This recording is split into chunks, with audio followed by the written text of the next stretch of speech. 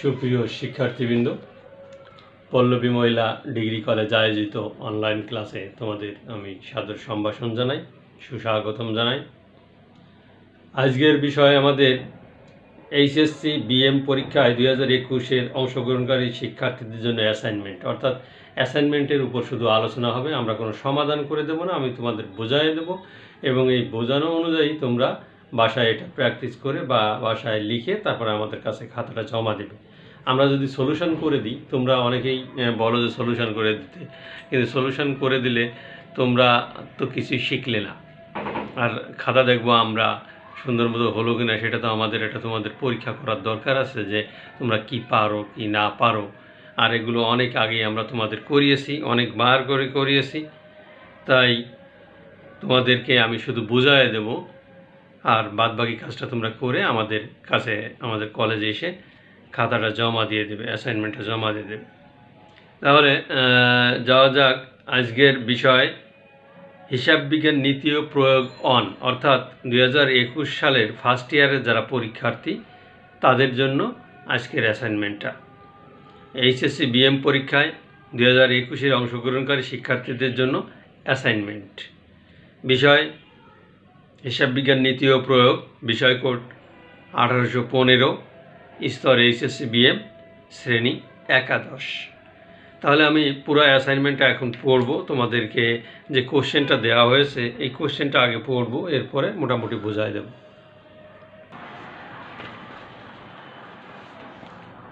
তাহলে এটা আছে তোমাদের অ্যাসাইনমেন্ট 2, তৃতীয় সপ্তাহের অ্যাসাইনমেন্ট 2। প্রথম কোশ্চেনটা আছে উদাহরণসহ কারবারি লেনদেনের ব্যাখ্যা করো। কারবারি লেনদেন কিভাবে হয়, কেন হয়, এটা উদাহরণসহ ব্যাখ্যা করতে বলছে। উদাহরণ না দিলে কিন্তু নাম্বার কমে যাবে, তাই উদাহরণসহ তোমরা এই কারবারি লেনদেনটা তোমাদের বইয়ে সুন্দর করে দেওয়া আছে, তোমরা সুন্দর মতো লিখে দেবে কারবারি লেনদেন। এরপরে দ্বিতীয় নম্বর কোশ্চেনে একটা জার্নাল বা জাবেদা দেওয়া আছে, এই জাবেদার আলোকে কী কী করতে বলবে সেটা আমরা পরবর্তীতে জানিয়ে দেব। তাহলে আগে জাবেদাটা পড়ি। রহমান 2020 সালের 1 জানুয়ারি তারিখে 50,000 টাকা নগদ এবং 10,000 টাকার পণ্যদ্রব্য নিয়ে কারবার শুরু করলেন। 2020 জানুয়ারি 1 তারিখে আরও কি ঘটনা ঘটল? পণ্য ক্রয় নগদে 40%, ধারে 20% এবং 40% চেকে প্রদান করা হলো। আমরা জানি যে পণ্য ক্রয় করলে আমাদের নগদেও হতে পারে, ধারেও হতে পারে এবং চেকেও হতে পারে। সে তিনটা কাহিনী এখানে দেওয়া আছে, নগদে, ধারে এবং চেকে। তোমরা আগে এই জিনিসটা জার্নালটা করে নিলে সব থেকে ভালো হবে, খতিয়ানগুলো তুলতে যাক। কোশ্চেনে যেটা চেয়েছে সেটা আমরা পরে আসছি। জানুয়ারি 3 তারিখে বলছে পণ্য বিক্রয় করে 50% চেকে 50% নগদে পাওয়া গেল। এটাও তোমরা খুব ভালো করে জানো। এবার জানুয়ারির 5 তারিখে বলছে ব্যাংকে জমা দেওয়া হলো, এটা খুব ইজি। 7 তারিখে বলছে মনিহারি দ্রব্যাদি ক্রয় 500 টাকা। 10 তারিখে বলছে বিজ্ঞাপন খরচ 50% নগদে এবং 50% চেকে পরিশোধ করা হলো, অর্থাৎ নগদেও পরিশোধ করছে, চেকেও পরিশোধ করছে। জানুয়ারি 15 তারিখে বলছে তিমিরের কাছ থেকে চেক পাওয়া গেল 8,500 টাকা। জানুয়ারি 17 তারিখে বলছে অফিসের জন্য একটি স্টিলের আলমারি ক্রয় করা হলো 22,000 টাকা, এটা অফিস সরঞ্জাম হিসেবে ধরতে হবে। জানুয়ারি 20 তারিখে বলছে লগ্নির সুদ পাওয়া গেল 800 টাকা। জানুয়ারি 25 তারিখে বলছে বাড়ি ভাড়া প্রদান 600 টাকা। জানুয়ারি 27 তারিখে বলছে 20 টিকে চেক প্রদান 6,500 টাকা। জানুয়ারি 30 তারিখে বলছে কর্মচারী জলিলকে বেতন প্রদান 700 টাকা। তাহলে এই আছে করণীয়, বলছে নিম্নলিখিত লেনদেনের খতিয়ানে স্থানান্তর করো। কোশ্চেন তো আমাদের একটা না, এটা সৃজনশীল কোশ্চেন। সৃজনশীল কোশ্চেনের আমাদের বেশ কিছু কাজ আছে, সেই কাজগুলো আমরা আগে দেখব, তারপরে আমরা অঙ্ক কিভাবে করতে হয় সেটা আমরা দেখব। শিক্ষণফল বা বিষয়বস্তু, অধ্যায় 2 লেনদেন হিসাব সমীকরণ। অধ্যায় 2 এখানে কী কী আমাদের শিখতে হবে? লেনদেন ও হিসাব সমীকরণ। অধ্যায় 3 বলছে লিপিবদ্ধকরণ প্রক্রিয়া, অর্থাৎ জাবেদা লিপিবদ্ধকরণ, তারপরে খতিয়ানে স্থানান্তরকরণ। এখন কোশ্চেন হচ্ছে নির্দেশনা সংকেত ধাপ পরিধি। কোশ্চেন হচ্ছে লেনদেনের ব্যাখ্যা করতে হবে, অর্থাৎ উদাহরণসহ কারবারি লেনদেনের ব্যাখ্যা করো, এটা আমাদের 1 নম্বর কোশ্চেন। 2 নম্বর কোশ্চেনে সঠিক ছক তৈরি করতে হবে। অর্থাৎ সঠিক ছকটি আমাদের তৈরি করতে হবে। অর্থাৎ লেনদেনের অর্থাৎ আমাদের জাবেদার সঠিক ছকটি তৈরি করতে হবে। 3 নম্বর বলছে লেনদেন লিপিবদ্ধকরণ করতে হবে, অর্থাৎ লেনদেনকে লিপিবদ্ধকরণ করতে হবে, অর্থাৎ এটা আমাদের জাবেদায় লিপিবদ্ধ করতে হবে। 4 নম্বর বলছে হিসাবে জের নির্ণয় করতে হবে। আমরা বিগত কোশ্চেনটাও তোমাদেরকে আমরা এভাবে করিয়েছি, কিন্তু এখানে যেহেতু অধ্যায় 2 সেহেতু আমাদের লেনদেনের ব্যাখ্যা করতে হবে বলছে, সঠিক ছক তৈরি করতে হবে, অর্থাৎ খতিয়ানের সঠিক ছকটি তৈরি করতে হবে। আমাদের কোশ্চেন হচ্ছে খতিয়ানের সঠিক ছকটি তৈরি করতে হবে। আমরা বিগত কোশ্চেনে জাবেদার সঠিক ছকটি তৈরি করছিলাম। লেনদেন লিপিবদ্ধকরণ করতে হবে, অর্থাৎ খতিয়ানের কিভাবে আমরা লিপিবদ্ধ করব সেটা করতে হবে। এরপর হিসাবে জের নির্ণয় করতে হবে, অর্থাৎ খতিয়ানের প্লাস মাইনাস করে আমাদের যেটা থাকে সেটাই। আমি এখন খতিয়ানের ঘরটা তোমাদের একটু দেখাবো।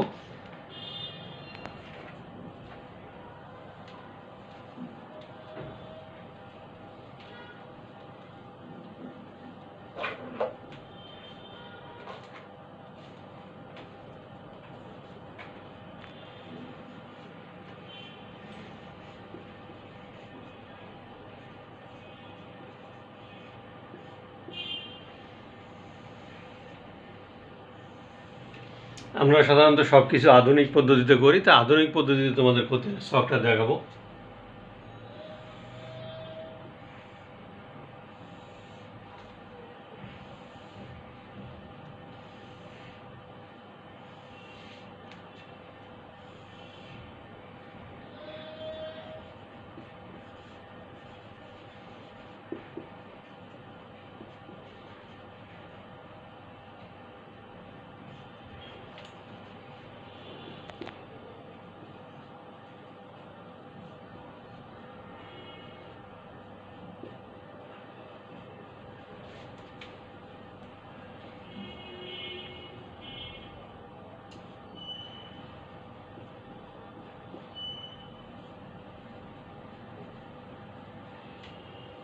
তারপর রেফারেন্স, তাহলে তারিখ বিবরণ সূত্র বা রেফারেন্স, ডেবিট টাকা, ক্রেডিট টাকা, ব্যালেন্স, ডেবিট ক্রেডিট, এইটা হচ্ছে তোমাদের আধুনিক নিয়মে খতিয়ানের ছক। এখন কথা হচ্ছে এই ছকটা আমাদের সঠিক ছক তৈরি করতে হবে। আমরা খ নম্বরে পেয়েছি সঠিক ছকটা আমরা কিভাবে তৈরি করব সেটা আমরা পেলাম। এবং গ নম্বর হচ্ছে লেনদেন লিপিবদ্ধ করতে হবে, অর্থাৎ আমাদের খতিয়ান স্থানান্তর করতে হবে, কিন্তু এখানে কোনো ব্যালেন্স দেখানো যাবে না। আমি একটু তোমাদের একটা উদাহরণ হিসেবে আমি দেখাই।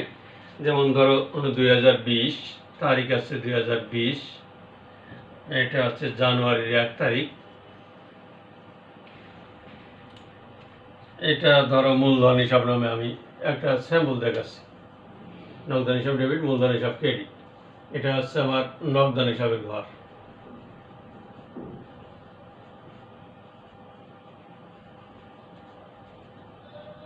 এখানে সামথিং টাকা, ব্যালেন্সের ঘর ও ডেবিটে সামথিং টাকা। এরপরে জানুয়ারির সাপোজ 5 তারিখ, 5 তারিখে যদি নগদে বিক্রয় হয়, নগদান হিসাব ডেবিট, বিক্রয় হিসাব ক্রেডিট, তাহলে এখানে বিক্রয় নামে এইটা প্লাস করে এখানে আমরা বসাই দেব। জানুয়ারির 7 তারিখে যদি ক্রয় হয়, নগদে ক্রয়, ক্রয় হিসাব ডেবিট, নগদান হিসাব ক্রেডিট, তাহলে এখানে আমরা ক্রয় নামে ক্রেডিট দিকে টাকা বসাবো, ক্রেডিট দিকে শুধু টাকা বসাবো, আর কোনো কিছু করব না। এখানে প্লাস মাইনাস করে আমরা ব্যালেন্সটা আমরা দেখাতে পারবো না, শুধুমাত্র এইখানেও আমরা ব্যালেন্সটা দেখাতে পারবো না, শুধুমাত্র পোস্টিংটা আমরা দেখাবো। এরপরে মনে করো ভাড়া প্রদান, 10 তারিখে ভাড়া প্রদান, ভাড়া হিসাব ডেবিট, নগদান হিসাব ক্রেডিট, তাহলে এখানে ভাড়া হিসাব, নগদান হিসাব ক্রেডিট, এই ঘরে এইভাবে আমাদের দেখায় যেতে হবে, কোনো ব্যালেন্স টানা যাবে না। এভাবে দেখায় যেতে হবে, কোনো ব্যালেন্স টানা যাবে। ব্যালেন্সের ঘরটা আমাদের নিচেই বলছে হিসাবের জের নির্ণয় করতে হবে। আমার ঘ নাম্বারে হিসাবের জেরটা নির্ণয় হবে, তখন আমরা এটার ব্যালেন্সটা আমরা এই ব্যালেন্সের ঘরে দেখা যাবো। এখানে আমরা ব্যালেন্সের ঘরে আমাদের কোনো কিছু আসবে না, ব্যালেন্সের ঘরে কোনো কিছু আসবে না। তাহলে সবটা একটু ভালো করে দেখো।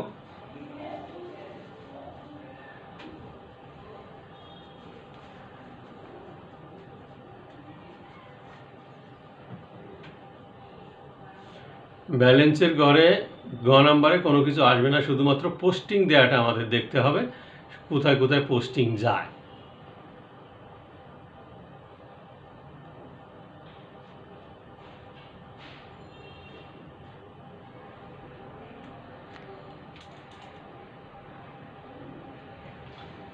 আচ্ছা, এরপরে আমরা আসি তোমাদের মার্কস ডিস্ট্রিবিউশনটা কিভাবে করতে হবে। আমি গত ক্লাসেও তোমাদেরকে বলেছি, তারপরে আবার বলি।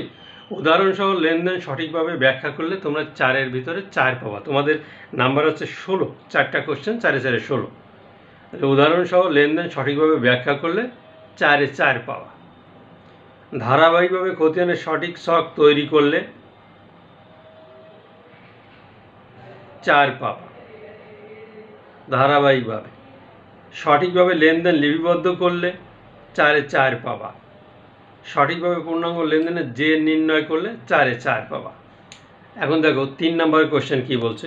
উদাহরণসহ লেনদেনের ব্যাখ্যা অধিকাংশ সঠিক হলে যদি কোনোটা ত্রুটি থাকে তাহলে সেখানে 3 পাবা। খতিয়ানের সঠিক ছক তৈরি করলে 3 পাবা। লেনদেন লিপিবদ্ধ করলে 3 পাবা। যদি সেখানে ভালো করে তোমাদের লেখা না হয় তাহলে তোমরা 3-এ 3 পাবা। সঠিকভাবে 6 থেকে 8টি লেনদেনের যে নির্ণয় করলে 3 পাবা। এবার 2 নম্বর পাবা কত, কি করলে? উদাহরণ ব্যতীত লেনদেন সঠিকভাবে ব্যাখ্যা করলে 2 পাবা। খতিয়ানের ছক আংশিক করলে 2 পাবা। আংশিক লিপিবদ্ধ করলে 2 পাবা। সঠিকভাবে 3 থেকে 5টি লেনদেনের যে নির্ণয় হলে 2 পাবা। এবার 1 নম্বরের জন্য কি বলছে? লেনদেন সম্পর্কে আংশিক লিখলে 1 পাবা। ছকটি শিক্ষকের বোধগম্য হলে 1 পাবা। শিক্ষকের বোধগম্য না হলে পরে বলছে 3 নম্বরে যেটা লিপিবদ্ধকরণ প্রক্রিয়া শিক্ষকের বোধগম্য হলে 1 পাবা। 1 থেকে 2টি লেনদেনের যে নির্ণয় করলে 1 পাবা। এই আছে মোট তোমাদের মার্কসটা কীভাবে দেওয়া হবে সেটাই। আর পূর্ণাঙ্গ 80% থেকে 100% সঠিক বা অধিকাংশ 70% থেকে 79% সঠিক এবং আংশিক 50% থেকে 69% সঠিক হলে এভাবে আমাদের নাম্বারটা ডিস্ট্রিবিউশন করতে হবে। অ্যাসাইনমেন্টের জন্য বরাদ্দকৃত নাম্বার 16। তাহলে আমাদের এটা আছে দ্বিতীয় অ্যাসাইনমেন্ট। তোমরা কিভাবে করবা? আগে জার্নালটা করে নেবা। যারা মোটামুটি একটু কম বোঝো তারা জার্নালটা করে নেবা, তারপরে ধারাবাহিকভাবে খতিয়ানে স্থানান্তর করবা। আর উদাহরণসহ কারবারি লেনদেনের ব্যাখ্যা করতে হবে, এটা ফার্স্ট দিতেই হবে। তোমাদের কভার পেজের নিচে প্রথম যে পেজটা আছে সেখানে তোমাদের এটা লিখতে হবে। আর তারপরে একটা রাপে তোমরা অন্য খাতায় জাবেদা করে নেবা। জাবেদা থেকে পরবর্তীতে খতিয়ানে স্থানান্তর করবা। তবে খতিয়ানের ছকটা সঠিকভাবে তৈরি করতে হবে। এই আছে তোমাদের অ্যাসাইনমেন্ট। তাহলে অ্যাসাইনমেন্টের জন্য তোমাদের নাম্বার 16 এবং প্রতিটা নাম্বারই তোমাদের খুব গুরুত্বপূর্ণ, কারণ মনে করতে হবে এটাই তোমাদের ফাইনাল পরীক্ষা। এরপরে যদি কোভিড সিচুয়েশানটা ভালো হয় তাহলে দেখা যাচ্ছে তোমাদের একটা পরীক্ষা বোর্ড কর্তৃক নিতে পারে। যাই হোক, তোমরা অ্যাসাইনমেন্টে কোনো অবহেলা করবা না। অ্যাসাইনমেন্টে অবহেলা করা মানে নিজেদেরকে অবহেলা করা। ভালো নাম্বার অবশ্যই পেতে হবে এবং আমরা তো এটা কিভাবে কি করতে হবে সেটা তোমাদেরকে বলে দিচ্ছি। তাহলে 4টা কোশ্চেন, এখানে 4টা কোশ্চেনে 4-এ 16 নাম্বার।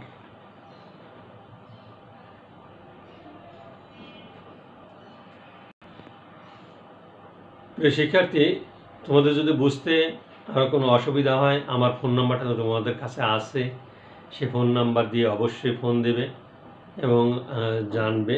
তবে আমি আগেই বলেছি যে তোমাদেরকে আমি কোনো সমাধান করে দেব না, কারণ এই জাতীয় অঙ্ক আমরা বহুবার করিয়েছি, আমরা অনলাইনে ক্লাস নিয়েছি, যে কারণে সমাধানটা করে দিলাম না। তোমাদের জ্ঞানটা এখানে আমরা দেখতে চাচ্ছি যে তোমরা কি পরিমাণ পারো এবং তার উপর ভিত্তি করেই আমরা নাম্বারটা দিব। সমাধান করে দিলে তো তাহলে আর তোমাদের অ্যাসাইনমেন্টের কোনো দরকার ছিল না। যাই হোক, তোমরা কোভিড সিচুয়েশানে ভালো থাকো, সুস্থ থাকো, ঘরে থাকো এবং বাইরে গেলে মাস্ক ব্যবহার করো। আর তোমাদের সকলের সুস্থতা কামনা করে আমি আজ বিদায় নিচ্ছি।